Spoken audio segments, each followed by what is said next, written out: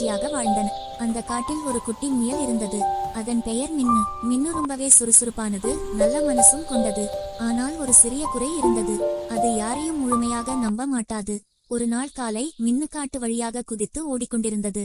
அப்போது மரத்தின் மேல் இருந்து ஒரு இனிய குரல் கேட்டது. மின்னு, எங்கே இவ்வளவு வேகமா போறே? அது கிளி கீர்த்தி. நான் தனியாகவே காய்கறி தேட போறேன் என்றது மின்னு.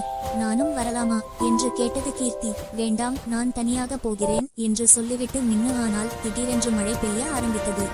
இடியுடன் கூடிய மழை. மின்னு பயந்து போனது. சுற்றிலும் எதுவும் தெரியவில்லை. ஒரு பெரிய பள்ளத்தில் மின்னு தவறி விழுந்தது. ஐயோ, உதவி உதவி என்று மின்னு அழைத்தது. சில நேரம் கழித்து மழை நின்றது. அப்போது ஒரு மென்மையான குரல் கேட்டது. யார் அங்கே? அது அணில் அப்பு. சிறிய அணில், ரொம்ப புத்திசாலி. நான் மின்னு பள்ளத்தில் விழுந்துட்டேன் என்று சோகமாக சொன்னது முயல். அப்பு உடனே ஓடிச் சென்று நான் உதவி கொண்டு வரேன் என்று சொல்லிவிட்டு ஓடியது. சிறிது நேரத்தில் அப்பு, கீர்த்தி, கிளி, மேலும் ஒரு வலுவான கரடி குட்டி பாலு ஆகியோர் வந்தார்கள். கவலைப்படாதே மின்னு, நாங்கள் இருக்கோம் என்று பாலு சொன்னது. கீர்த்தி மேலிருந்து ஒரு வலுவான கொடியை கீழே போட்டது. அப்பு வழி சொல்ல பாலு கொடியை பிடித்து இழுத்தது.